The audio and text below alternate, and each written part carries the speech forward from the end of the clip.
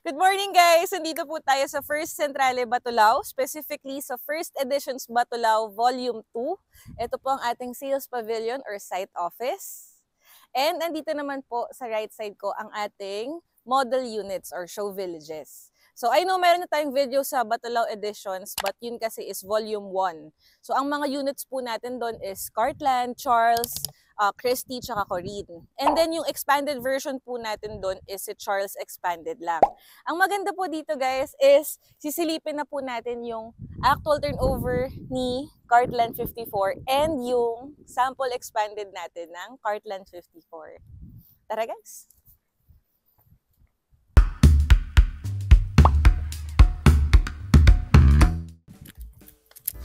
Tada!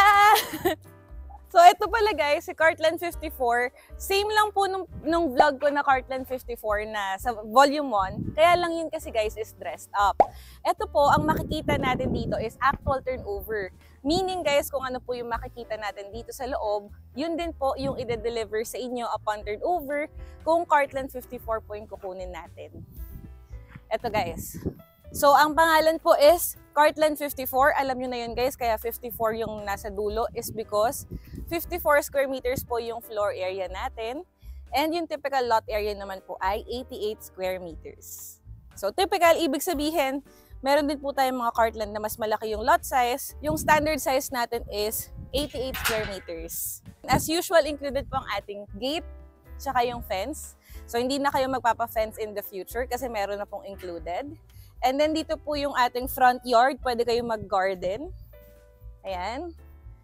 Ang hindi lang po included is itong landscaping kasi lupa po siya upon turnover. And also itong parking space natin, wala rin pong turf stone, lupa po siya. So dito, hanggang dulo po ang ating parking space. Ayan, paikot siya sa service area. Tapos, dito guys, ang kasya po is SUV, van, sedan, yung mga 4x4 na vehicles, kasyang-kasya po dito.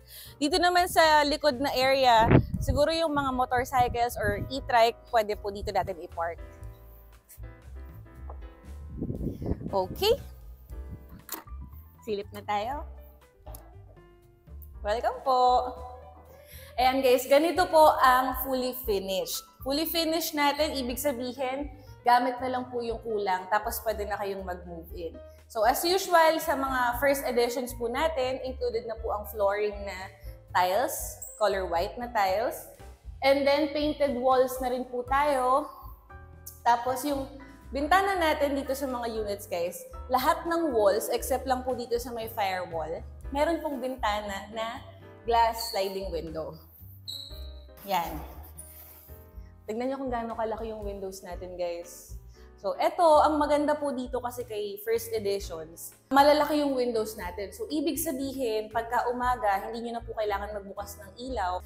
Also, since nasa Tagaytay area na rin tayo, 5 minutes to Twin Lakes, Tagaytay, ayan. Sa gabi, hindi nyo na po kailangan magbukas ng aircon, especially kung mga November to February, kasi malamig po dito, Tagaytay weather. So, sa walls natin, included na rin po yung mga switch, tapos yung outlet, and yung provision for cables, telephone wires, and internet. And then sa ceiling naman po, ang maganda dito kay Editions, included na rin po yung mga pin lights natin. Dito naman po ang ating kitchen. Ayan, so yung sa isang model units kasi natin dressed up, diba? So customized na yung kitchen. Ito na po yung actual kitchen natin. So engineered stone countertop. Tapos, ganyan na rin po kalaki yung kitchen sink natin and then gooseneck faucet. Kasama po ang ating overhead cabinets, tsaka yung cabinet sa ilalim na soft close na rin. O, di ba? Nag-alangan pa ako. So, soft close na rin po yung cabinets natin. Tapos, dito naman po yung ating first na toilet and bath. Ayan. So, ganito na po ang ating shower set. Maganda na rin po. Tapos, yung toilet natin, tsaka yung sink. Also, yung tiles natin, color green na rin po. Ganyan na rin po maganda. So, ganyan-ganyan po yung turnover natin. Also, meron din pong bathroom doors na kasama. Hindi lang po nila kinabit for show villages purposes. Tapos, check natin yung likod. Pansinin nyo pala guys yung handle natin, oh. Lever handle na din siya. Hindi na yung bilog na doorknob. Ayan, dito tayo. Ito po ang ating service area. So, malawak siya actually. Yung space na to, pwede nyo rin pong gamitin na kwarto ng mga, kung may elderly po kayo sa family, or kung gusto nyong ilabas yung kitchen. So, yun po yung majority ng mga nagpapa-expand na ganito yung layout. Okay, first, kitchen yung likod. Tapos, dito yung pahaba.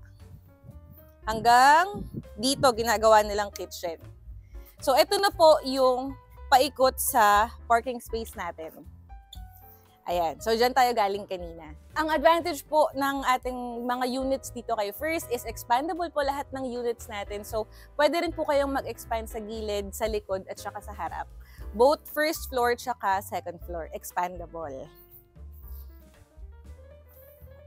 Check naman po natin si second floor.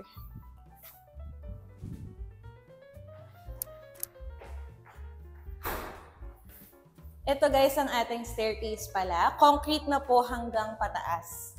Previously kasi, yung mga lumang projects natin, ang hagdan dati is concrete yung first few steps lang, tapos kahoy na yung paakyat. Ngayon guys, ginawa na po natin concrete hanggang pinaka-last step. Tapos included na rin po ang ating railings. Ganito na rin po, upon turnover. Kung gusto nyo po siyang ipa-tempered glass, pwede naman po upon turnover, kung ganun po yung gusto nyong design. By the way, before pala tayo umakyat sa second floor, papakita ko ang ating bintana sa hagdan. So, ganyan po kaliwanag ang ating staircase. Sobrang maaliwalas talaga. Dito naman po si toilet number 2. Toilet and bath natin, same pa din po. Shower set, tapos yung toilet natin, tsaka yung sink, ganito rin po ang turnover natin.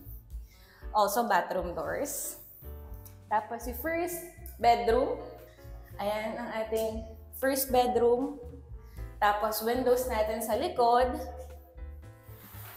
Ayan, expandable din po siya hanggang sa rear side natin. Yan. Tapos, included na rin po ang ating provision for window type aircon. Yan. So, hindi na kayo magpapabutas. And then, bedroom doors. Si bedroom number 2 naman, ganito rin po siya kalaki. Ayan, kasya ang single bed or bunk bed, pwede.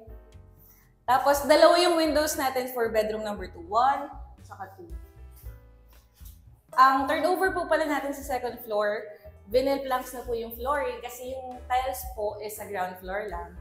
But as usual, same pa din po, painted walls, sliding window, tapos yung mga sockets natin, saka pin lights. Ito. Tapos check natin yung biggest bedroom.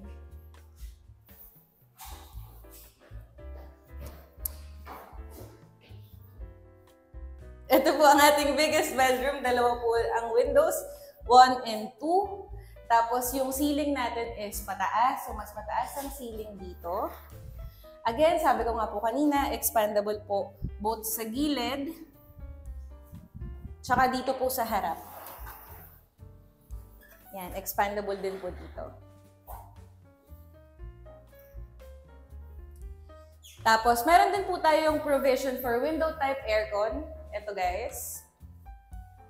And also, sa Cartland po natin, included din yung freebie natin na ganitong closet only for the master's bedroom. Pero meron na pong kasama. Okay, yung next video natin guys is Cartland Expanded. So, check nyo agad yun, click nyo na lang po sa baba.